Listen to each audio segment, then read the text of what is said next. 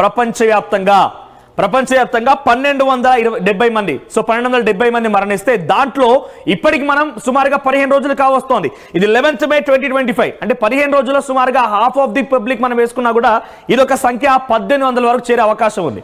So ఇప్పటివరకు on and record 1800 మంది ప్రపంచవ్యాప్తంగా మరణిస్తే 1,40,000 కేసులు నమోదయ్యాయి. దీంట్లో మరొక సంచలనం, మీరు భయానికి గురయ్యేటువంటి ఒక వార్తని చెప్పబోతున్నది ఏంటంటే, ఇక్కడ మ్యాప్ చూడండి, ఇక్కడ మ్యాప్ కనబడుతుంది కదా, ఇక్కడ ఇండియా ఇది. సో ఇది ఇండియా. ఒక్కసారి ఇక్కడ ట్యాప్ చేసి చూపించే ప్రయత్నం చేస్తారు. థాయిలాండ్, ఈ థాయిలాండ్ లో ఈ రోజు 22 కేసెస్. ఇక్కడ పక్కనే చూడండి ఒకసారి కేసెస్ సంఖ్య మనం చూస్తే కనుక ఇక్కడ కనబడుతుంది కదా, ఇక్కడ చూడండి, ఇక్కడ నేను ట్యాప్ చేస్తున్నాను కేసెస్ గురించి. థాయిలాండ్ ఎన్ని కేసెస్ ఉన్నాయి? 69,232 కేసులు. Thailand very close to India. అంటే మనకి ఎంత డేంజర్ ఉందో అర్థం చేసుకోండి. Thailand is very close to India. So చాలా మంది కూడా థాయిలాండ్, బ్యాంకాక్ లాంటి వాటికి చాలా టూరిస్ట్ స్పాట్ గా ఉంది కాబట్టి అక్కడికి చాలా మంది వెళ్తూ ఉంటారు. అది ఇండియన్సే కాదు, వివిధ దేశాల నుంచి కూడా వస్తూ ఉంటారు. సో అక్కడికి ఈ మధ్య కాలంలో ఎవరైనా వెళ్ళినా కూడా ఐ రిక్వెస్ట్ ఎవ్రీవన్, దయచేసి టెస్టులు చేసుకోండి. ఇది మిమ్మల్ని భయభ్రాంతకు గురి చేయడమో మిమ్మల్ని తప్పుగా చూపించడం ఆ ఉద్దేశం కాదు. కానీ ఇక్కడ చూడండి 69,232 కేసులు ఎప్పటికీ నిన్నటి వరకు మాత్రమే 26th May 2025 రోజు వరకు మాత్రమే 1010 కేసులు ఉన్నాయి. సో 1010 కేసుల్లో ఈ రోజు వరకు మళ్ళీ అదనంగా సుమారుగా ఒక 20-30 కేసులు పెరిగే ఉంటాయి. ఎందుకంటే ఆంధ్రప్రదేశ్లోనే 3 కేసులు అధికంగా నమోదయ్యాయంటే ఈ సంఖ్య ఇంకా పెరుగుతోంది. సో ఒక డెత్ రేట్ చూద్దాం. ఇక్కడ డెత్ రేట్ చూడండి, మహారాష్ట్రలో 3 మరణించారు. దాంట్లో ఒక 21 ఏళ్ల యువకుడు కూడా ఉన్నాడు. 21 ఏళ్ల యువకుడు మహారాష్ట్రలో మరణించినట్టు తెలుస్తోంది. ఇక కేరళలో 2 డెత్ కేసెస్ ఉన్నాయి. కర్ణాటకలో 1 డెత్, సుమారుగా 6 డెత్స్ ఉన్నాయి. ఈ రోజు కూడా తాజాగా మరొక 6 మరణించినట్టు తెలుస్తోంది. నేను చెప్తున్న ఈ డాటా నిన్నటి వరకు మాత్రమే, 26 మే 2025 వరకు మాత్రమే, నిన్న సాయంత్రం 8 గంటలకు అప్డేట్ చేసిన డాటా ఇది.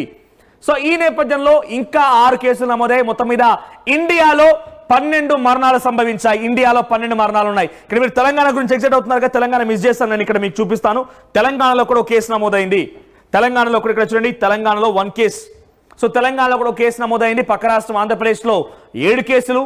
ఇలా మన చుట్టుముట్టు కేరళలో 430 కేసులు, తమిళనాడులో 70 కేసులు. ఈ రకంగా మన చుట్టూరా కరోనా చుట్టుముడుతూనే ఉంది. ఇది ఇండియా వ్యాప్తంగా మీకు చెప్పేటువంటి ఇన్ఫర్మేషన్. ఒకసారి డైరెక్ట్ గా వరల్డ్ వైడ్ గా వెళ్తాం కనుక మనం వరల్డ్ వైడ్ డాటా చూద్దాం. సో వరల్డ్ వైడ్ డాటాలో ఇక్కడ చూడండి కేసెస్ సంఖ్య ఎక్కడ ఏం కనపడుతోంది. వరల్డ్ వైడ్ 28 డేస్, మే 11 రోజు అప్డేట్ చేయబడింది. అంటే సుమారుగా ఇంకా 15 రోజుల డాటా లేదు. ఇక్కడ చాలా లేట్ గా అప్డేట్ అవుతుంది యాజ్ పర్ అఫీషియల్ ఇన్ఫర్మేషన్ ప్రకారంగా. సో ఇక్కడ 11 మే 2025 వరకు అప్డేట్ అయిన కేసుల్లో 28 డేస్ అంటే గత 11 మే 2025 నుంచి ప్రీవియస్ 28 డేస్ లో ఎన్ని కేసెస్ అంటే సుమారుగా 91,583, అంటే అటు ఇటుగా 1,00,000 కేసులు.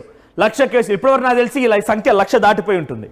సో 28 డేస్ లో ఈ కేసెస్ నమోదయ్యాయి. అంటే మరొక 15 రోజులు, అంటే యావరేజ్ గా దీంట్లో హాఫ్ ఆఫ్ ది మనం వేసుకున్నా కూడా 45,000 కేసులు, అంటే సుమారుగా 130,000 నుంచి 140,000 కేసులు ఇప్పటికే వరల్డ్ వైడ్ గా నమోదై ఉంటాయి. సో ఇది వరల్డ్ వైడ్ రేట్ ఇది. దీంట్లో ఒక్కసారి మనం డెత్స్ కూడా చూద్దాం. డెత్స్ చూస్తే ఇక్కడ థాయిలాండ్ లో ఎన్ని కేసులు ఉన్నాయి, ఏ రకంగా ఇక్కడ కేసులు ఉన్నాయి చూపించే ప్రయత్నం చేస్తున్నాను. ఒకసారి ఇక్కడ మనం డెత్స్ వరల్డ్ వైడ్ డెత్స్ చూస్తే కనుక ఇక్కడ చూడండి, as of 11th May 2025 previously 28 days calculate చేస్తే ఎంత, 1220 మంది మరణించారు ప్రపంచవ్యాప్తంగా. 1270 మంది. సో 1270 మంది మరణిస్తే దాంట్లో ఇప్పటికి మనం సుమారుగా 15 రోజులు కావస్తోంది. ఇది 11th May 2025 అంటే 15 రోజుల్లో సుమారుగా హాఫ్ ఆఫ్ ది పబ్లిక్ మనం వేసుకున్నా కూడా ఇదొక సంఖ్య 1800 వరకు చేరే అవకాశం ఉంది. సో ఇప్పటివరకు ఆన్ అండ్ రికార్డ్ 1800 మంది ప్రపంచవ్యాప్తంగా మరణిస్తే 1,40,000 కేసులు నమోదయ్యాయి. దీంట్లో మరొక సంచలనం, మీరు భయానికి గురయ్యేటువంటి ఒక వార్తని చెప్పబోతున్నది ఏంటంటే, ఇక్కడ మ్యాప్ చూడండి, ఇక్కడ మ్యాప్ కనబడుతుంది కదా, ఇక్కడ ఇండియా ఇది. సో ఇది ఇండియా.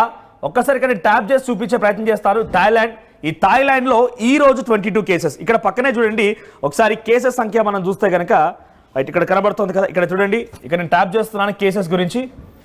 థాయిలాండ్ ఎన్ని కేసెస్ ఉన్నాయి? 69,232 కేసులు.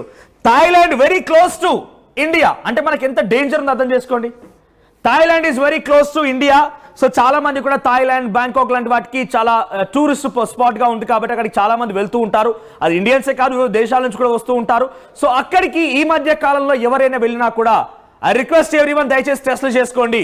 ఇది మిమ్మల్ని భయభ్రాంతకు గురి చేయడమో మిమ్మల్ని తప్పుగా చూపించడం ఆ ఉద్దేశం కాదు. కానీ ఇక్కడ చూడండి 69,232 కేసులు ఎప్పటికీ 11th May వరకు మాత్రమే.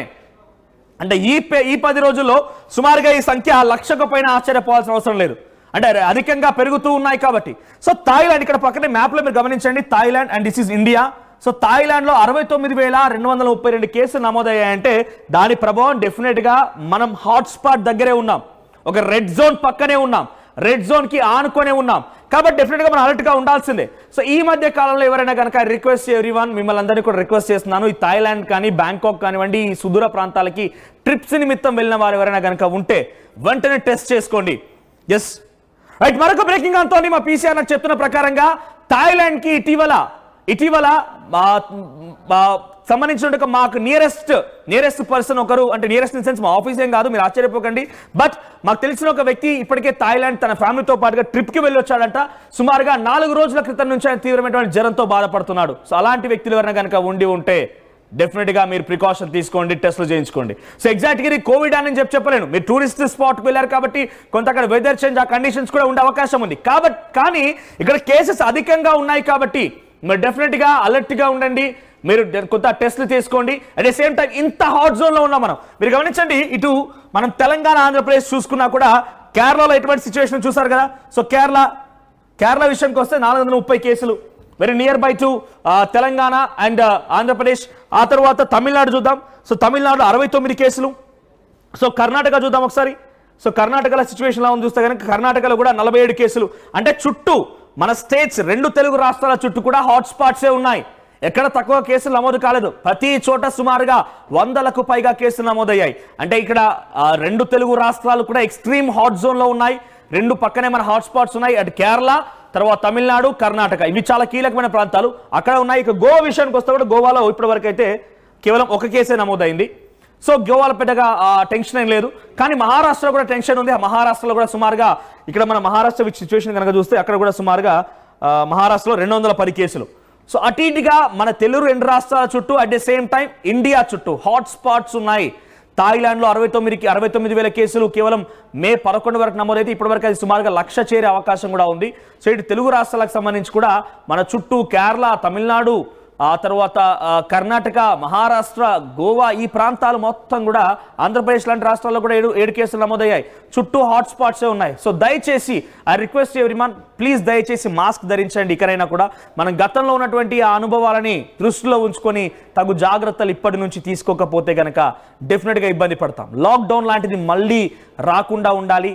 మన తోటి స్నేహితులు కానివ్వండి, మన కుటుంబీకులు కానివ్వండి, మన ఇంటి పక్కన చుట్టుపక్కల ఎవరైనా కూడా చాలా సేఫ్గా ఉండాలి. ఎటువంటి అనారోగ్య బారిన పడకుండా ఉండాలంటే కనుక మీరు తగు జాగ్రత్తలు తీసుకోవాల్సిందే. మాస్క్ ధరించండి, శానిటైజ్ చేసుకోండి. బయటికి వెళ్ళి వచ్చిన తర్వాత హైజీన్, అంటే మిమ్మల్ని మీరు ఫ్రెష్ అయిన తర్వాతనే డెఫినెట్గా మీరు తగు జాగ్రత్తలు తీసుకొని చిన్నపిల్లల్ని లేదా ముసలి వాళ్ళని కలవాల్సి ఉంటుంది. లేదంటే వాళ్ళు, ఎందుకంటే అక్కడ నేను చెప్తున్నా అంటే కోమార్బిట్స్ అని అంటే ఇక్కడ కేవలం వాళ్ళంతా కూడా ఆల్రెడీ ఇమ్యూన్ డిఫిషియన్సీలో ఉండుంటారు. సో కొంత అనారోగ్య బారిన పడిపోయి ఏదో ఒక వ్యాధితో బాధపడుతున్న వాళ్ళే. సో అటువంటి వాళ్ళ దగ్గర మీరు ఈ రకంగా కోవిడ్ మీకు ఆల్రెడీ సోకి మీకు ఆ లక్షణాలు ఉండిపోయినా మీకు తగ్గే అవకాశం ఉండొచ్చు. కానీ అటువంటి వారు కనుక సోకితే డెఫినెట్గా కొంత ప్రమాదం ఎక్కువగా ఉంటుంది. కాబట్టి వారి నుంచి కొంచెం దూరంగా ఉండండి. సో ఇప్పటివరకు నేను చెప్పిన డేటా మొత్తం కూడా టెస్ట్ చేసుకున్న వాళ్ళ సంఖ్యనే. ఈ డేటా అంతా కూడా టెస్ట్లు చేసుకున్న వాళ్ళ సంఖ్య మాత్రమే.